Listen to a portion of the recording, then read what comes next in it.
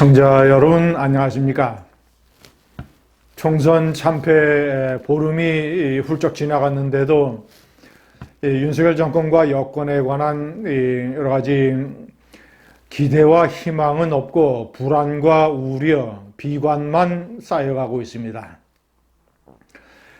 아무런 변화를 보여주지 못하면 이대로 가면 지방선거는 물론 다음 대통령 선거도 답이 없다라는 그런 비관적인 시선이 팽배해지고 있습니다. 시청자 여러분, 2년 후, 3년 후까지 내다보지 않는다 하더라도 당장 이제 윤석열 대통령은 중요한 정치 일정들을 앞두고 있습니다. 내주의 영수회담, 그리고 이 국무총리를 포함한 내각의 개편, 대통령실의 개편 마무리, 그리고 집권당의 전당대회, 원내대표 선출 이런 것들을 줄줄이 앞두고 있습니다. 그런데 어떤 이 중심의 변화가 없으면 매 고비마다 저는 실수가 되풀이될 가능성이 높고, 그러면 점점 더 윤 대통령은 늪속으로 빠져들 것이라고 생각을 합니다. 지금 108석, 108번뇌에 해당되는 108석을 얻었지만 이것이 언제 무너질지 모릅니다. 시청자 여러분, 대통령의 탄핵 이런 것까지 가는 것은 힘들다 하더라도 특검법, 이 대통령의 거부권 이런 것들이 흔들릴 가능성도 있습니다. 대통령이 계속 신망을 잃으면 집권당에서도 이탈표가 생길 수가 있습니다. 총선 이후에 벌써부터 보면 부산의 조경태 의원, 안철수, 그리고 인천의 윤상현, 서울의 김재섭, 경기도의 이 김용태, 이런 의원들은 언제든지 사안별로 대통령과 거리를 둘 수 있다는 점을 시사하고 있습니다. 벌써 5명입니다. 추가로 더 늘어날지 모릅니다. 그래서 특정 특검법이라든가, 예를 들어서 최수근 상병 특검법이라든가, 김건희 여사 특검법이라든가, 이태원 특별법이라든가, 사안에 따라서 추가로 이탈자가 생기게 되면 대통령이 거부권을 행사하지 못하고 그대로 법안을 받아들여야 되는 지경에까지 이를지도 모릅니다. 물론 전제 조건이 이들이 대통령에 대해서 크게 실망을 하는 경우, 대통령이 변화를 보여주는 가능성이 없다라고 판단을 하는 경우, 그래서 그럴 경우에 이들의 이탈이 가능한 상황이 되는 것입니다. 시청자 여러분, 대통령의 지지율은 23%, 24%, 여기서 반전하기가 상당히 어려울 것입니다. 최악의 경우에는 20% 선이 무너질지도 모릅니다. 왜냐?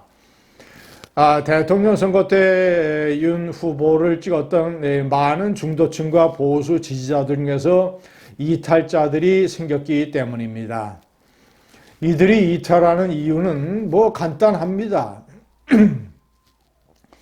검찰총장 시절에 정정당당하게 문재인 대통령 정권에 맞섰던 그 모습 하나 때문에 대통령이 되면 공정과 상식을 지키리라고 믿었기 때문에 찍었었는데, 대통령이 된 다음에 여러 사안에서 정정당당한 모습은 사라지고 꼼수를 부리고 여러 가지로 유권자들에게 커다란 실망을 줬다. 중요한 것은 이런 것을 개선하려고 하는 노력을 별로 보이지 않는다.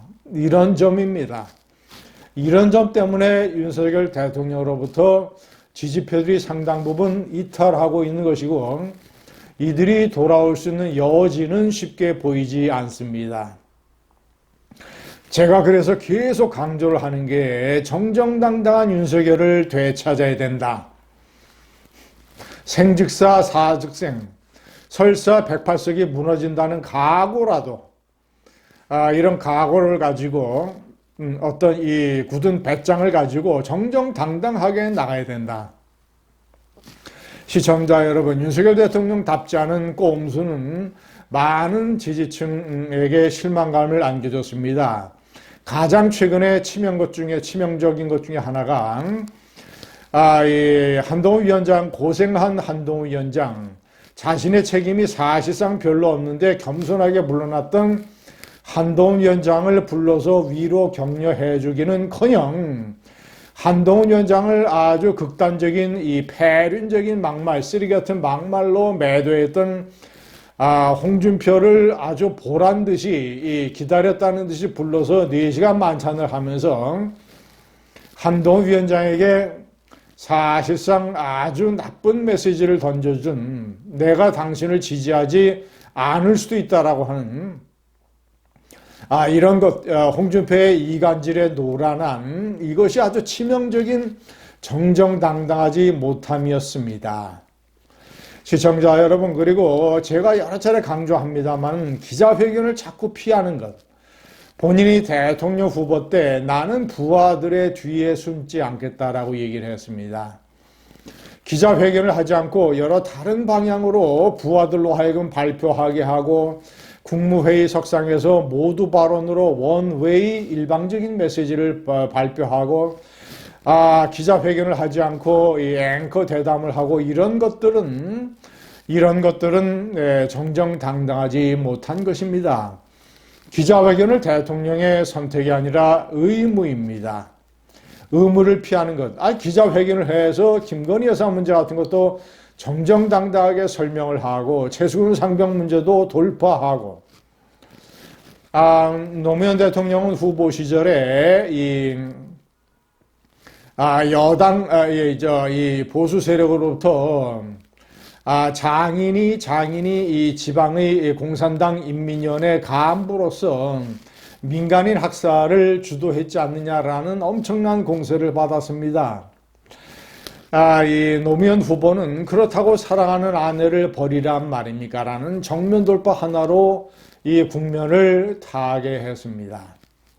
김건희 여사 문제에 관해서도 왜 기자회견 때 설명을 못합니까? 도이치모터스 주식 사건도 2012년 3월 내가 결혼하기 전에 발생했던 모든 문제고, 네? 그렇다고 해서 내가 사랑하는 아내를 어떻게 하란 말이냐. 이런 식의 정면 돌파 왜 못합니까? 최수근 상병 문제를 포함을 해서. 이정섭 호주 대사 문제도 아주 잘못 처리했습니다. 그냥 즉시 불러들여서 이 대사직 사퇴 시켰으면 되는 일이지, 무슨 갑자기 무슨 방산 관련 6개국 주재국 대사 회의를 한다고 이런 식의 국민들에게 눈 가리고 아웅하는 것을 하니까 많은 국민들이 이거 정정당당 윤석열답지 않다. 왜 이렇게 꼼수를 부리느냐. 이런 식의 엄청난 이 실망과 분노가 있었고, 그런 것들이 모두 쌓여서 이번 선거에 참패를 부른 것 아닙니까? 여권에서 가슴 아픈 소리가 많이 나오고 있습니다. 이재명 조국보다 윤석열 대통령 부부를 싫어하는 유권자들이 훨씬 더 많았다. 여권 내에서 나오는 이 총선 참패에 대한 자성의 목소리입니다. 정정당당하지 않으면 108석도 날아갈지 모릅니다. 감사합니다.